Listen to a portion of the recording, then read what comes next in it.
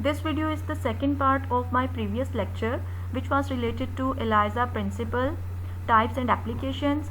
In that part, we have studied the basic concepts which are necessary to understand the ELISA technique. And now we will see the different types of ELISA. There are 4 types of ELISA technique: direct ELISA, indirect ELISA, sandwich ELISA and competitive ELISA. Direct ELISA. In this technique, the antigen is coated onto the well by passive adsorption and incubation. The antigen is shown by triangular structure and are labeled with AG. Now, in order to block the unbound sites, we treat this well with bovine serum albumin protein.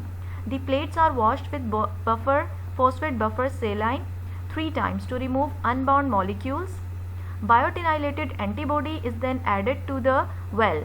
This antibody is conjugated with the horseradish peroxidase. Then well is incubated and wells are washed again with phosphate buffer saline to remove unbound molecules. The chromophore substrate like TMB is added, which is then hydrolyzed by the horseradish peroxidase enzyme, and the colored product is produced, which enable us to detect the presence of our required antigen protein. Advantage of this technique is that it saves time and reagents, and there is no cross reactivity from secondary antibody. And disadvantage is that as all the proteins in the sample bind to the surface, so there is potential high background. As there are only primary antibodies and we are not using the secondary antibodies, so the layer of antibody is very close to the surface of the well, as a result of which there is a dark background, which makes it difficult to detect the color which is produced by the hydrolysis of the chromogenic substrate. There is no signal amplification as only labeled primary antibody is being used. There are lesser number of reporter molecules, so therefore the signal produced will be smaller, and the primary antibody must be conjugated. Second type is indirect ELISA. In this type of ELISA, we coat the microtiter plate wells with the antigen. These red colored spheres are showing the antigens, and then block the unbound sites by treating the well with the bovine serum albumin to prevent the false positive results.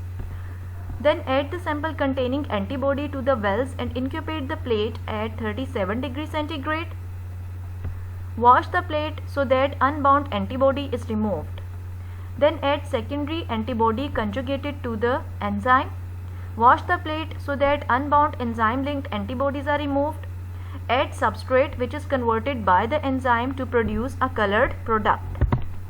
Advantages of indirect ELISA are increased sensitivity, since more than one labeled antibody is bound per primary antibody. As more than one antibody can be bound with the primary antibody, so there will be larger number of reporter molecules, and there will be more sensitivity to detect the signal. A wide variety of labeled secondary antibodies are available commercially. Maximum immunoreactivity of the primary antibody is retained because it is not labeled. As I already discussed in previous lecture, that if we use a labeled primary antibody, then its epitope, then the structure of its paratope may be affected due to binding with the reporter molecules. So we use the secondary antibody, then its paratope is not affected and it can perfectly bind with the required antigen. It is versatile because many primary antibodies can be made in one species, and the same labeled secondary antibody can be used for detection, since different primary detection antibodies can be used with the single labeled secondary antibody. Now, if we have to detect a particular antigen using a primary antibody, then a primary antibody must have a paratope which is specific to the epitope of that particular antigen, because only in that way the antibody would be able to bind with the antigen. But if we are using the secondary conjugated antibodies for the detection, then any type of secondary antibody can bind with any type of primary antibody, no matter the primary antibody is different from the secondary antibody, because the secondary antibodies bind with the primary antibodies through their Fc region, and the Fc region of the antibody is always the same in all the antibodies, no matter the antibodies are different from each other or they are similar. It is cost saving technique since fewer labeled antibodies are required and different visualization markers can be used with the same primary antibody. The disadvantages of indirect ELISA include cross-reactivity might occur with the secondary antibody since resulting in non-specific signal. Now what is cross-reactivity? It occurs between antigens when an antibody raised against one specific antigen has a competing high affinity toward a different antigen. This is often the case when two antigens have similar structural regions or the paratopes that the antibody recognizes. And there is an extra incubation step which is required in the procedure. Third type is the sandwich ELISA. In this method, we prepare a surface to which a known quantity of the monoclonal antibody is bound. Then we add the antigen containing sample to the plate and incubate the plate at 37 degrees centigrade.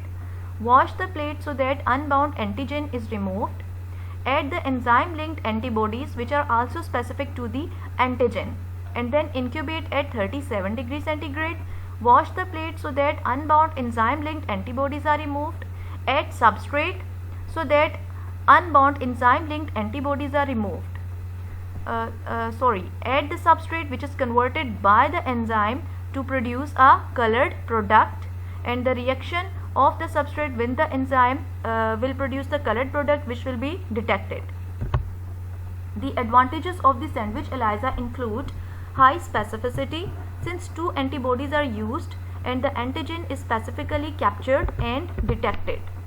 It is suitable for complex samples since the antigen does not require purification prior to measurement, and it provides flexibility and sensitivity since both direct and indirect detection methods can be used. Like directly, we can detect the antigen directly by using a conjugated primary antibody, or we may perform the detection indirectly using a secondary conjugated antibody, which is not shown here. Disadvantage of ELISA technique is that we are going to detect an antigen which has the capability to bind with the two antibodies at a time. It means this antigen must have two epitopes. Now finding the two antibodies against the same target antigen that recognizes different epitopes and work well together can be challenging at times. Fourth type of ELISA technique is competitive ELISA. This technique is used to measure concentration of antigen in a sample, and it is based on competitive binding process executed by original antigen and add-in antigen. In this technique we use two antigens. One is the antigen which is to be detected and is present in the sample.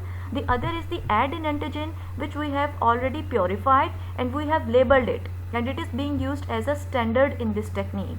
And there is a competition between these two antigens for binding with the antibody. Therefore, this type of ELISA is known as competitive ELISA. This is the antigen which is to be detected, and this is the antigen which have been purified and labeled. For example, in this case we have attached it with the alkaline phosphatase enzyme. Now both these antigen will compete with each other for binding with the same antibody. A commercial ELISA kit with pre-coated secondary antibody is used. Here a secondary antibody is coated on the surface of the well. Now sample containing the target antigen is combined with the purified labeled antigen. This is the purified labeled antigen and the primary antibody that recognize the target antigen in the mixture. This antibody can recognize the target as well as the labeled or reference antigen, and these three are incubated together in a plate. The labeled and unlabeled antigens will compete for binding with the primary antibody, which in turn binds to the secondary antibody. After binding with the primary antibody, they will bind with the secondary antibody, and then washing will be performed. After washing, the amount of antigen bound to the plate is detected because competitive binding is concentration dependent. Signal output is inversely related to the amount of antigen in the sample. Suppose if there is high antigen concentration, the antigen which is to be detected then the low signal output will be there, and if there is low antigen concentration, then larger number of labeled antigens will be bound with the primary antibody, and then there will be high signal output. So this strength of the signal will enable us to detect whether the target antigen is present in higher concentration in the sample or in lower concentration. The advantages of competitive ELISA include high specificity since 2 antibodies are used, high sensitivity since both direct and indirect detection methods can be used, and suitable for complex samples since the antigen does not require purification prior to measurement. Applications of the ELISA include evaluation of the presence of antigen or the antibody in a sample. It determines the serum antibody concentrations in a virus test. It is used in food industry to detect food allergens, and it is applied in disease outbreaks tracking the spread of disease like in HIV, bird flu, common colds and cholera. Here the 4 types of ELISA are summarized. In direct ELISA, we directly detect the antigen using a conjugated primary antibody. In indirect ELISA, we use an unlabeled primary antibody and a labeled secondary antibody. In sandwich ELISA, we detect the antigen by capturing it or by sandwiching it between the 2 antibodies, while in competitive ELISA we use 2 antigens. One is inhibitor antigen and the other is the antigen which is to be detected. Thank you.